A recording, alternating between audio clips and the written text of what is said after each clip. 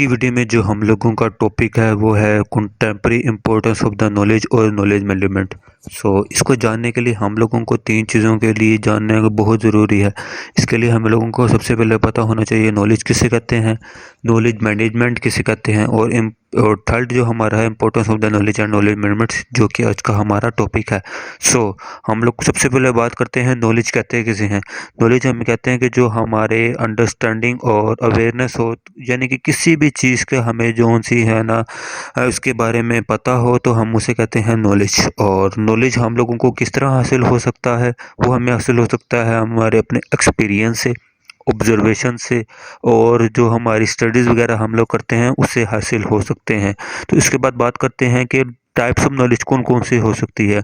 तो नॉलेज की तीन तरह की टाइप्स हो सकती हैं कि एक प्रैक्टिकल नॉलेज हो सकता है कि जो हम लोग किसी भी प्रैक्टिकल परफॉर्म करते हैं उससे हमें हासिल हो। इसके बाद होता है थ्योरेटिकल नॉलेज जो हमें किसी भी थ्योरी वगैरह से हासिल हो।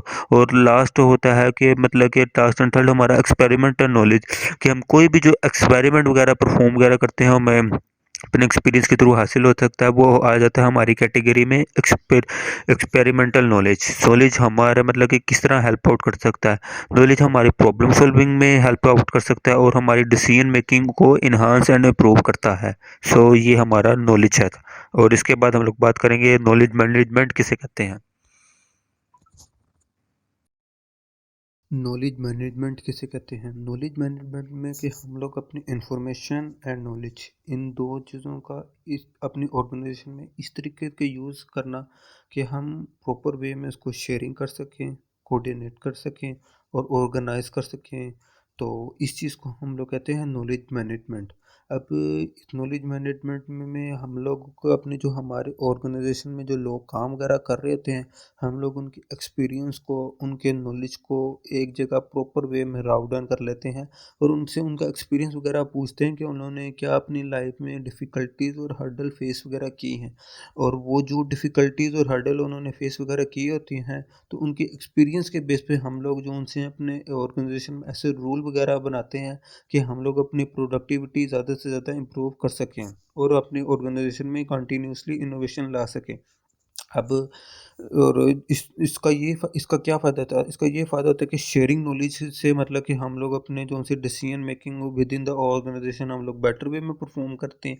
और ऐसा नॉलेज जो मतलब कि ऑर्गेनाइजेशन का जो बहुत ज़्यादा इंपॉर्टेंट है और जो critical type of the knowledge होता है, जो मतलब कि सीईओ के पास होना चाहिए और जो हायर लेवल ऑफ अथॉरिटी के पास होना चाहिए। तो हम लोग उसको उस नॉलेज को रिटेन वगैरह करते हैं और उस नॉलेज को रिटेन करके हम लोग इस तरीके से ऐसा ट्रेंड बनाते हैं कि हम लोग ज़्यादा से ज़्यादा बेटर प्रोडक्ट और सर्विसेज हम लोग इस तरह के कस्टमर को प्रोवाइड वगैरह कर सकें, जो मार्केट में हमारे जो से कंपटीटर हैं वो ना मतलब के दे रहे हैं।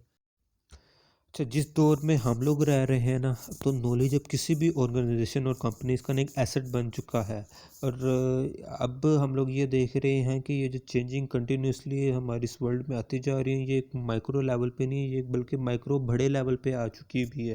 और हमने देखा है वो फर्म और कंपनीज जो लेटेस्ट टेक्नोलॉजीज़ को यूज़ करें और अपने रिसोर्सेज को बेहतर वे में यूटिलाइज करती हैं, तो उन फर्म और कंपनीज को एक कम्पिटिटिव एज होता है उन कंपनीज पे जो फर्म और कंपनीज जो इनको नहीं यूज़ करती।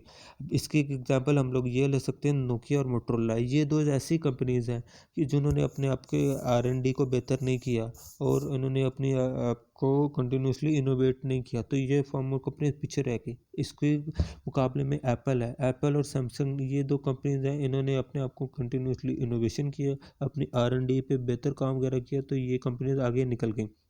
और फर्म और कंपनी होता है कि वो यूज़ करती है, वो फर्म और कंपनी जिसको नो है और वो उसको यूज़ भी करती है तो उसका फ़ायदा है। और एक फर्म और कंपनी इसके मुकाबले में जिसको पता तो है नो हो, लेकिन वो उसको यूज़ नहीं करती, तो वो मतलब कि पीछे रह जाती है।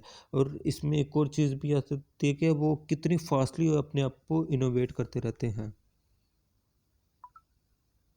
21st सेंचुरी के बिगिनिंग में कंसल्टिंग फर्म लाइक मैकेंजी, ये लोग इंटरेस्टेड थे नॉलेज मैनेजमेंट में, और इस पे अब तक बहुत सारे वेरियस आर्टिकल, बुक्स और रिपोर्ट्स बहुत सारे लिखे जा चुके हैं। और अगर तो हम गूगल पे जाएं तो गूगल पे भी और गूगल स्कॉलर पे भी नॉलेज मैनेजमेंट के बारे में बहुत सारे वेरियस टॉपिक्स लिखे जा चुके हैं। और इस पे बहुत सारे कॉन्फ्रेंसेस भी मतलब कि इस वक्त हेल्ड हो चुकी हुई हैं। और इस पे मतलब कि बहुत से लोग जो उनसे है ना इसके बारे में अभी तक जानना चाहते हैं। और अकॉर्डिंग टू द सेरेंको 20 एकेडमिक जर्नलिस्ट ऐसे हैं जो मतलब कि प्रॉपर डेडिकेटेड थे लर्निंग के लिए नॉलेज मैनेजमेंट के बारे में। और नॉलेज मैनेजमेंट एक ऐसा वास्ट टॉपिक है जो मतलब कि किसी भी कोई चीज़ के लिए बहुत ज़्यादा ज़रूरी है। नॉलेज मैनेजमेंट एक कंपलसरी आइटम है।